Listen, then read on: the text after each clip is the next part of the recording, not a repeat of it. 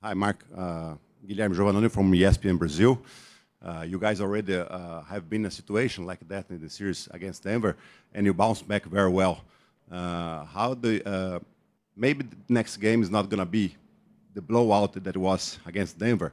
How to control the anxious of your team if the situation is close in the game two?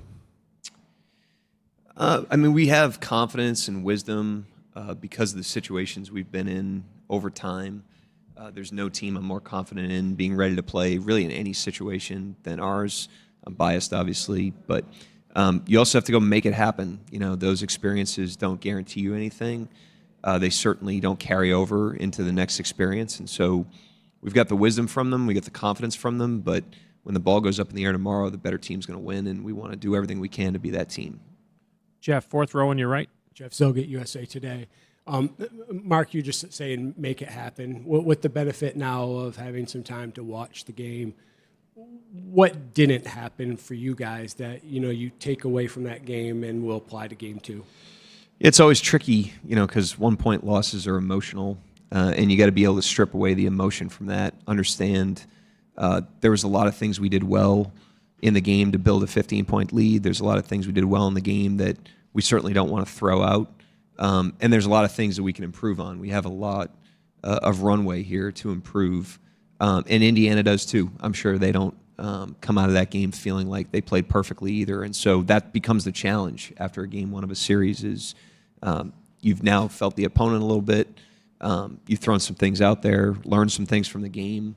And now we just got to improve at some tangible things that we think we can improve at. Indiana's going to try to do the same thing, and then the better team will win. Next seat over, Tim. Mark, you guys have been obviously very good after wins this season too, but after losses, it just seems like it goes up a notch. What, if anything, changes about this group when it is coming off a loss?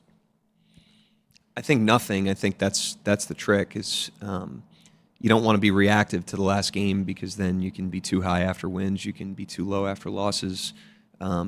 We just get ourselves to neutral, understand every game's different. Every game is unwritten.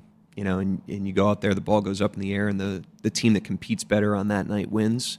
That's been kind of a mental habit for us over time, and we try to carry that over to every situation, and it's obviously very important in this situation. So, but I couldn't explain it beyond that. They just do a great job of getting themselves to zero and getting ready to compete in the next moment. Jenny, over here. Hey, Mark, Jenny Carlson with the Oklahoman. You said on Thursday you wanted to go back and watch the defense in the second half. I'm curious what you saw. You mentioned at one point that disruption was the goal. Were you guys disruptive enough defensively in the second half? Not as disruptive as we were in the first half, but that was obviously probably an outlier as well. There's certainly things we could have done better in the second half. I thought we got a little loose on different things, but I'm also careful in these settings, especially not to take away from what Indiana did. I mean, there's two teams out there playing, and they did a really good job in the second half of that game, certainly in the back half of the fourth quarter, to put themselves in position to get a win the way they did. And so they deserve credit for that. But certainly, when the door shuts and we're watching film, we're looking at it through our lens, through the things we can control. We thought we left some stuff on the table in that game. Like I said, I'm sure they feel that way too. But now we have to start the process of improving and growing in the series. On your right, Dan, third row. Dan Devine, Yahoo Sports. Mark, it was one of Shea's highest usage, highest shot attempt, lowest pass out games of the season. Just wondering what you saw from his offensive process and sort of what Indiana's doing to load up on him. Yeah, they're high up the floor on him, both on the ball and with the initial coverage. I don't think that's necessarily specific to him. They've done that, quite a bit here in these playoffs, but that's how they showed the other night in game one. We got to the paint collectively as a team a lot. We got in there a lot. We did not convert enough on those plays, obviously. I thought there was just a lot of plays we just didn't finish. We didn't get the juice out of that squeeze. Some of that, again, is a credit to Indiana. I'm not trying to take anything away from the way they played, but we can be better in those situations. Him and everybody else. I mean, he wasn't the only one in the paint in that game. So we have to continue to try to get there. And when we get there, we have to continue to try to find the most efficient shot. I thought, we could have improved that from last game. Front right, Tim. Tim McMahon, ESPN. Mark, when you went back and looked at it, what stood out to you about Chet's offensive performance, and what can he do, or what can you guys do to get him going on that end? Yeah, I don't think anybody played their best game. So I don't want to. Certainly, he didn't play his best game, but I don't think any of us did. That wasn't our best game. Delivering in the finals is not on the curriculum for third-year players, and they've thrust themselves into that situation, which is a credit to them. And now that they're here, they have to continue to do what they've done all the way through the playoffs, which is go out there, fully compete, learn the lessons, and apply it forward. And they've done a great job of that. I think you've seen that over the course of the playoffs. They haven't always played their best game, but they always get themselves ready to play the next one. The last guy I'm worried about with that is Chet. Joe, next row back. Joe Varden, The Athletic. I know you spoke about this immediately after Game 1, but the lineup change you made with Wallace for Hartenstein, did you get what you wanted out of that change, and is it something you're going to stick with in the series?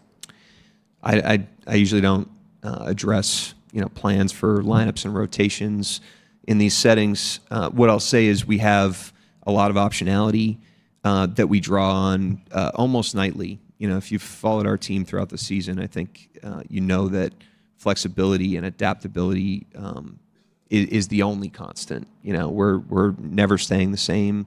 I know we've started the same lineup in the playoffs, but our rotation night to night in these series has been incredibly variant. We think that's a strength of our team.